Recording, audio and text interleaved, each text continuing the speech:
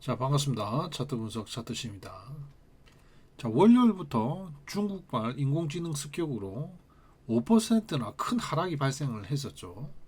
자, 우리 회원님 한 분이 매수를 받으면서 큰 실수를 했죠. 한 800포인트 정도가 물리면서 자, 운이 좋게 전일 구조대의 손길을 잡고 이제 탈출에 성공을 하였는데요. 이 부분에 대해서 살펴보도록 하겠습니다.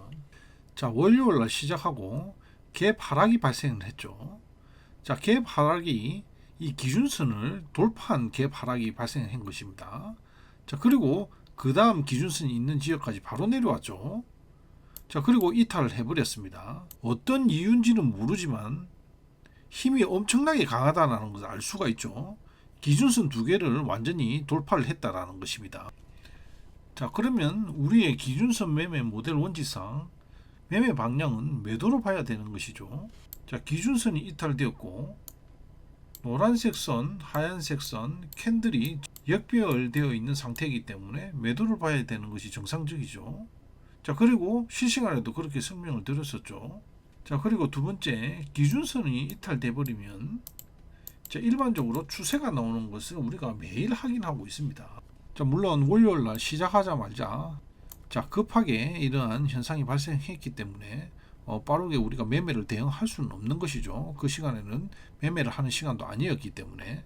자, 그러면 최소한 여기서 매수를 받는다라는 것은 있을 수가 없는 일이죠.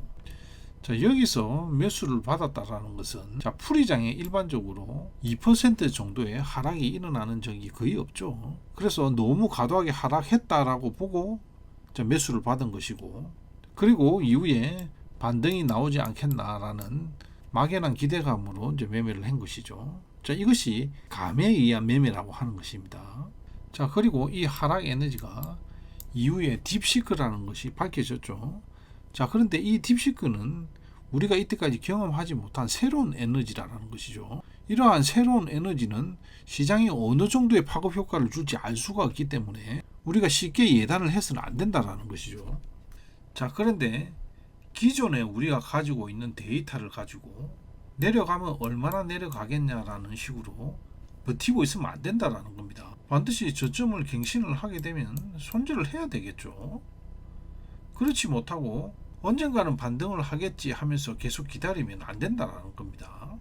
자, 선물 매매는 레버리지가 동원되기 때문에 여러 번 매매를 실패해서 죽는 것이 아니라 이런 식으로 매매를 하다가 한 번에 죽는 것이 선물 매매입니다. 이 점을 꼭 유념하시고 매매에 임해야 되겠습니다. 작년 8월 달에 기억하시나요? 단 3일 만에 10% 지수가 하락이 있었습니다. 자, 이때 신한금융 지주에서 1,500억 원 손실이 났던 그 순간이죠. 계속해서 물타기 하다가 10% 폭락을 하면서 완전 로스컷 당한 그런 경우죠. 이런 경우가 한 번씩 발생을 하기 때문에 그냥 반등하겠지 이런 식으로 매매를 하다가 한 번에 계좌가 삭제되는 경우가 있기 때문에 절대로 선물은 그렇게 매매를 해서는 안 된다, 이렇게 말씀드리겠습니다. 자, 그래서 이러한 현상을 방지하기 위해서 기준수 매매 툴이라는 것이 있는 것이죠.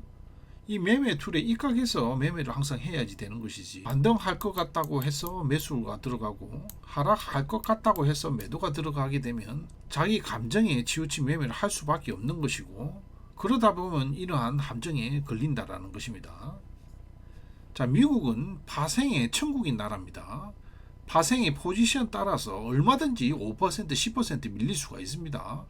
자, 전일은 명절이기 때문에 멤버십 소통방에서 몇 번만 매매를 했는데요. 매매 툴대로 매매를 해서 다 수익을 챙기고 퇴근을 했죠. 중국 강의에서 배운 4개의 모델에서 다 파생된다고 말씀을 드렸었죠. 자, 특별한 것이 없습니다.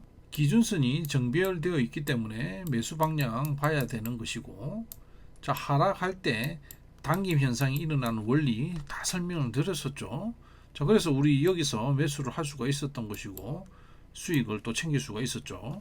자, 저는 여기서 반등할 때 수익을 챙기고 260 기준선 이탈할 때 매도로 내려가면서 수익 챙기고 다시 260을 회복할 때 매수로 들어가서 수익도 챙기고 계속해서 수익을 어제 많이 봤는데, 이 매매 툴에 입각해서 우리가 매매를 해야 되지 내 감으로 올라갈 것 같다고 해서 매수, 내려갈 것 같다고 해서 매도, 반등할 것 같다고 계속해서 기다리기, 이런 식으로 매매를 하게 되면 언젠가는 한번 이게 큰 하락이나 큰 상승에 걸리게 된다라는 것이죠.